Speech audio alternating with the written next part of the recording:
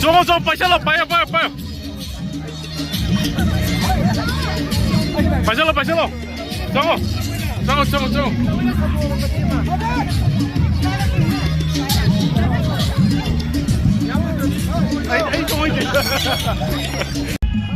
What's up people, Johnny here again.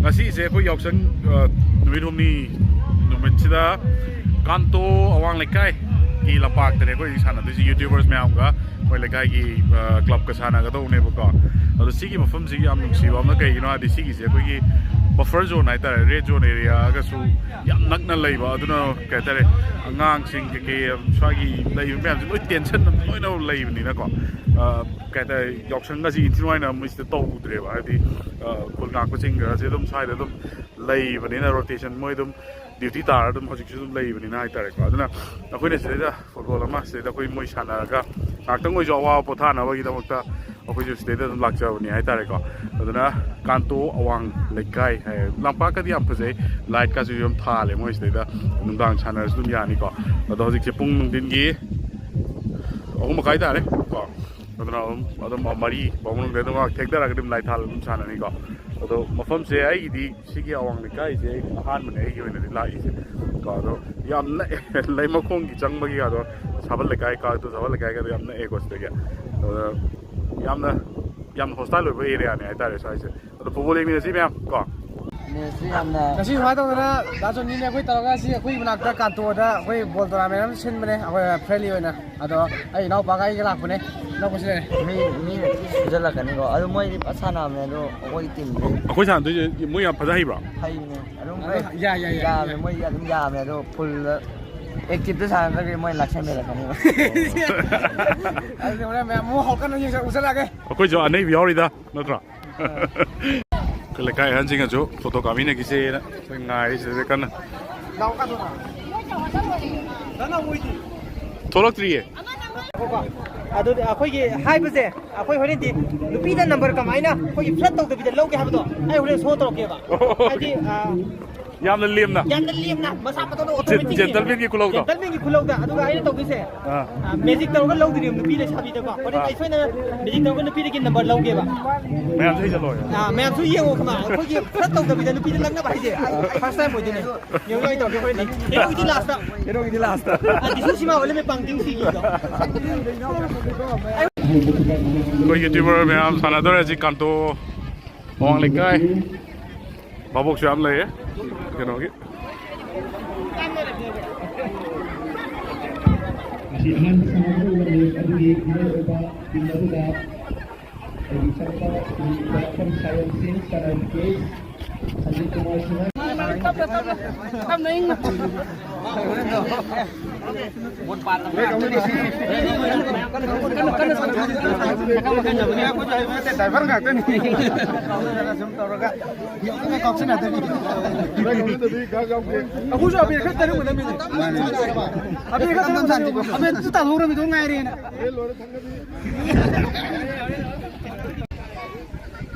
Nó mới là cái tiền này có gì gì ồ tôi đây nung sa chẳng người mà nung được nữa ngoài anh ấy sao nào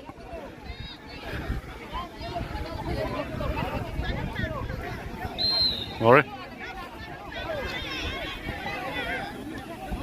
để nó phải đi để nó đi cái mal sana dia thì đấy cái tuần đấy cái coi thôi ba rồi rồi coi mi mapan đấy sao này chứ vậy chelo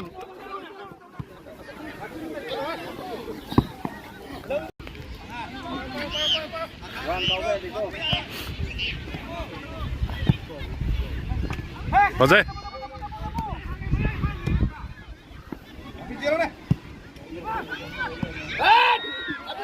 corner Ikaw.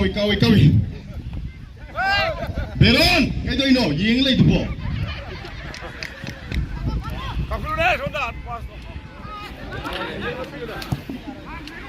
Vào đây. Leon. Ai ya. Salong tre.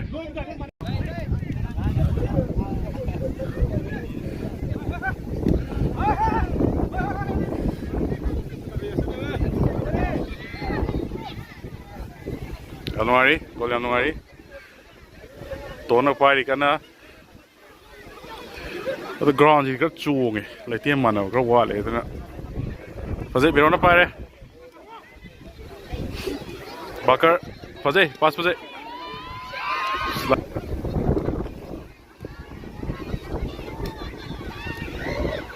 Fazay.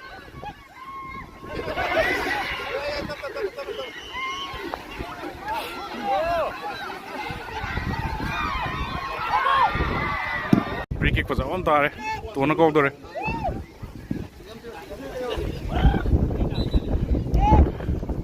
Lucy tikal le.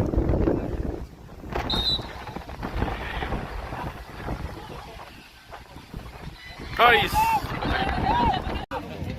Sanadi the match asigi first score 10 manigi case naudi uripotagi laktiba akogi be masina lupachama gi mana tham nungai ba interest amag lena na lupachani gi mana masu thambirami masigi damakta so thank you Kolam changre Derona tagachari akogi sanadi the match asigi first score youtubers in marakagi player amana sankre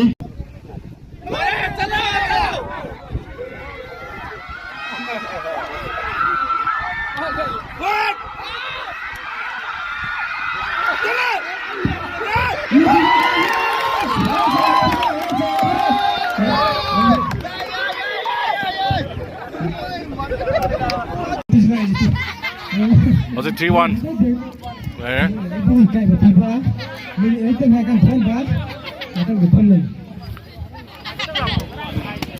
Sana loy magi.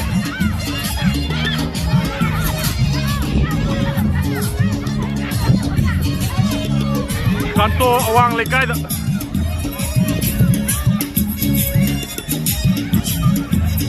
Ada ngali sina lay makong ni. Ada lay sina lay makong ni. Kuki tidak nak pinit tau ni. Ngali je.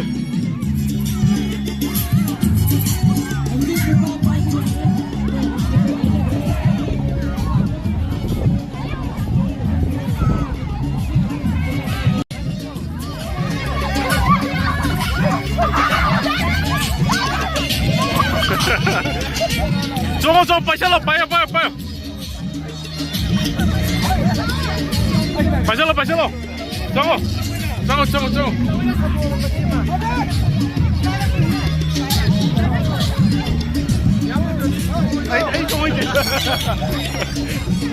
Ay, di songo ite ba?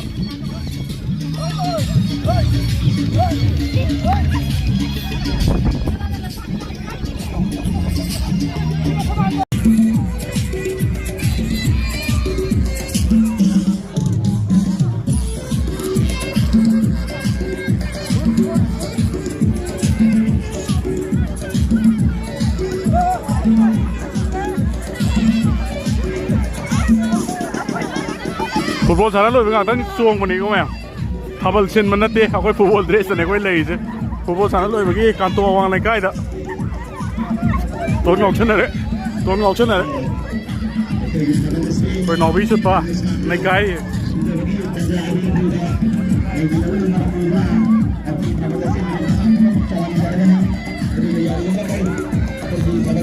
Song ngak tang gi minit manga tarang tang suang mani football sana lo bagi Thabal lo na sen manate ko maya.